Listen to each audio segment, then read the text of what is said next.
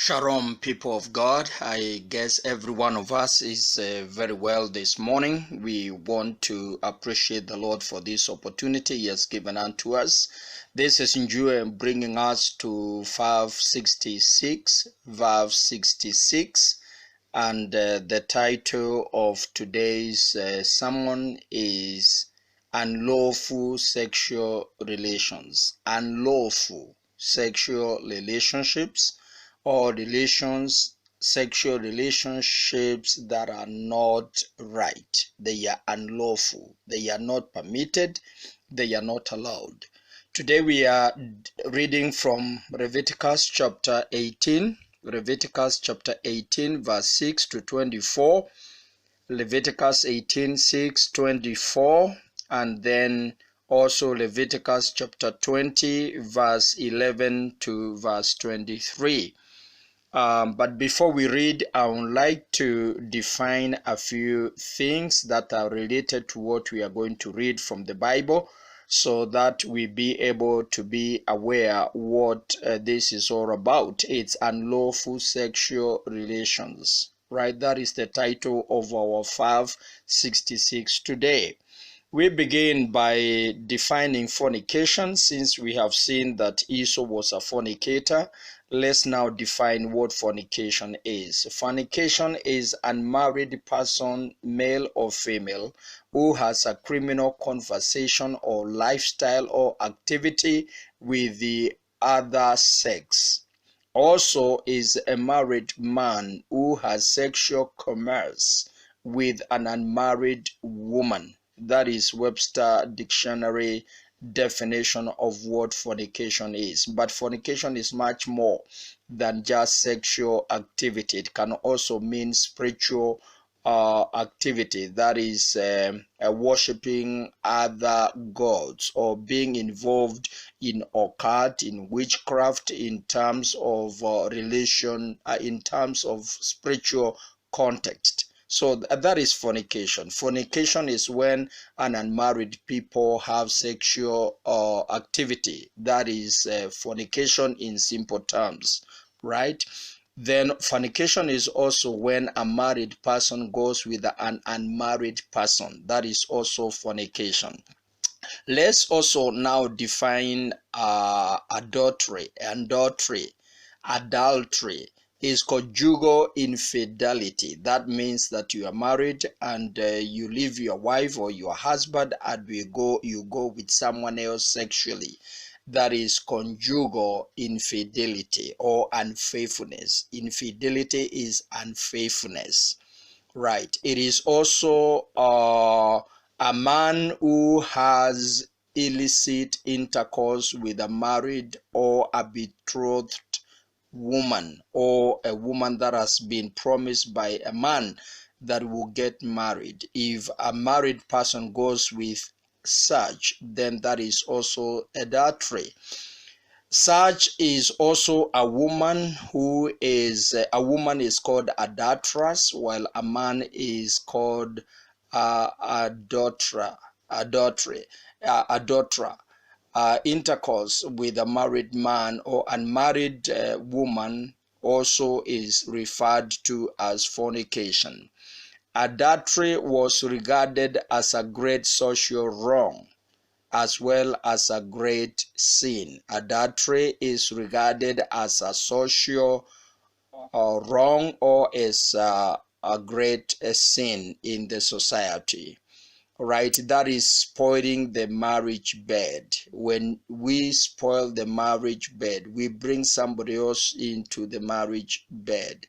That is what is adultery, and we are warned against that even in the book of Hebrews chapter 13. Hebrews chapter 13 and verse 4. Hebrews chapter 13 and verse 4. It tells us that we are supposed to keep marriage bed holy, marriage bed right.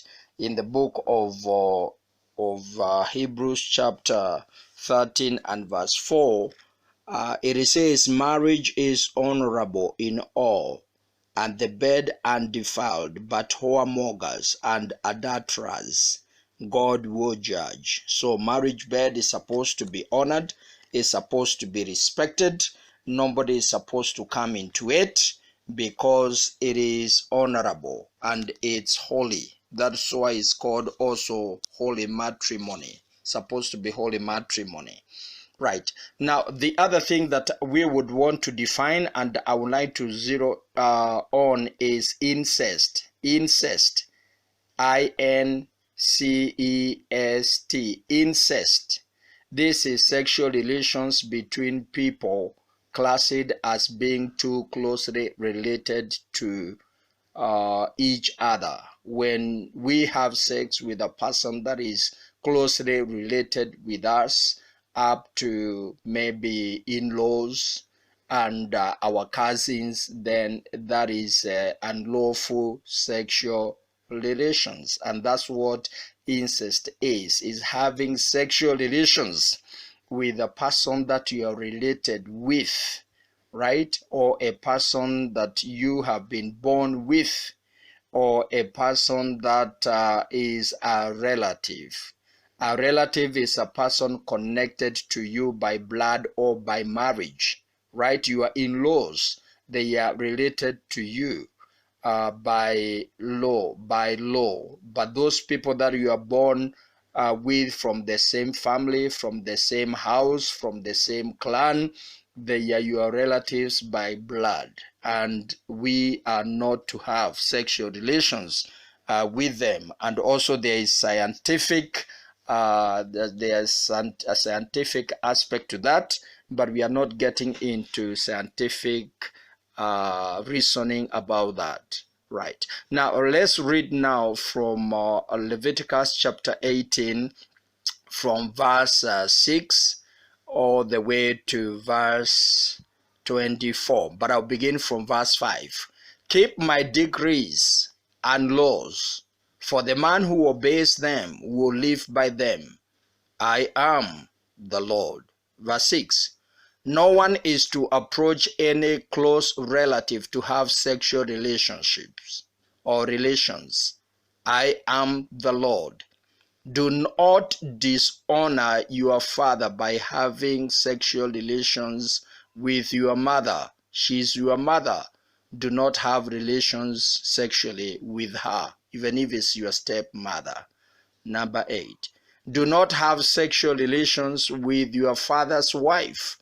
That would dishonor your father. That is your mother or your stepmother. No sexual relations with such. Verse 9. Do not have sexual relations with your sister, either your father's daughter or your mother's daughter, whether she was born in the same home or elsewhere. As long as you have in-laws relations with any person, you should not have sexual relations with your father's or mother's son or daughter. Whether they have come into marriage with them or not, they are your relatives. So do not have sexual relations with them. Verse 10. Do not have sexual relations with your son's daughter or your daughter's daughter. That would dishonor you. There is a relationship there, so people that you are related with, you do not approach them sexually. Verse 11. Do not have sexual relations with the daughter of your father's wife, born to your father. She is your sister, that is your auntie. Verse 12. Do not have sexual relations with your father's sister. She is your father's close relative. That's an auntie or an uncle for that matter. Do not have any sexual relations with your mother's sister, because she is your mother's close relative. Do not dishonor your father's brother by approaching his wife to have sexual relations. She is your auntie. Right. 15. Do not have sexual relations with your daughter-in-law. She is your son's wife. Do not have relations with her. Verse 16. Do not have sexual relations with your brother's wife. That would dishonor your brother. 17. Do not have sexual relations with both a woman and her daughter. Do not have sexual relations with either her son's daughter or daughter's daughter. They are your close relatives. That is wickedness, right? Is a warning. Then let's go on to verse 18. Do not have your wife's sister as a rival wife and have sexual relations with her while your wife is living, meaning that you do not have your wife and her sister as your wife. That is immoral. It is unlawful. Verse 19. Do not approach a woman to have sexual relations during the uncleanness of a monthly period. That is a law. Verse 20. Do not have sexual relations with your neighbor's wife and defile yourself with her. 21.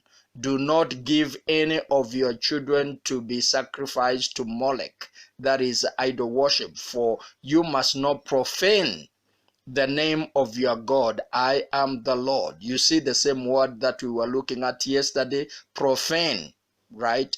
Number 22, do not lie with a woman as one lies with, do not lie with a man as one lies with a woman.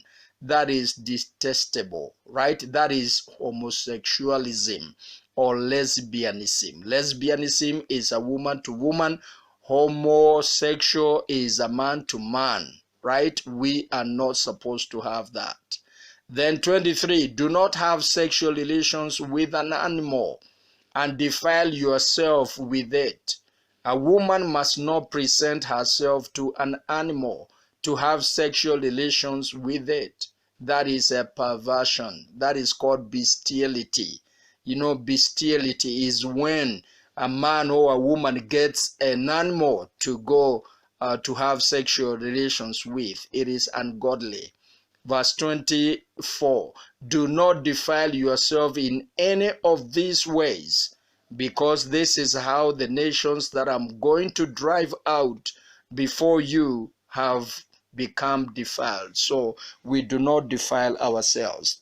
When you read chapter 20, all the way from verse 11 to verse 20, verse 11 to 23, you see now the penalty of that. And the penalty of that is death. The penalty of that is death. Is in Leviticus chapter 20, verse 11, all the way to verse 24. That is the penalty of all these things or sins. It is death. Sexual sin or sins have become very common today due to urbanization or exposure through internet or even lack of moral regard, right? Today, we do not have moral regard like in the 70s or in the 60s. We have degenerated. We have thrown morals through the windows, and we need to be careful, right? Parents need to be very careful with how their children live with each other. And it's good to discuss these issues for our children to know what is required and what is lawful and what is not lawful. They need to be advised, right? So that they put up guards. When people don't know such things, then they don't have any information to put up a guard against. So it is our duty, more so in this family altar, for us as parents to talk to our children, right? At times you may find like now, children are in school and they are idle, right? We need to make sure that they know these things so that when you leave them in the house alone, they will know that there are those things that are a no-no. There are those things that they can do, and when they do them, they get into trouble with God. They get into trouble with themselves. We need to talk these things to our children so that they know that there are boundaries. Otherwise, if we don't and we leave them doing their homework, we leave them doing their things here and there, we will wake up shocked of the things that they have done, and they have done because they did not know them. I felt impressed in my spirit that I should share this with you so that you also trickle it down to the people that are making your family, so that we don't defile ourselves. Because if we do, then the judgment of God will come upon us. I trust that this podcast has been a blessing to you, and we will connect tomorrow, God willing. God bless you. Maranatha. Amen.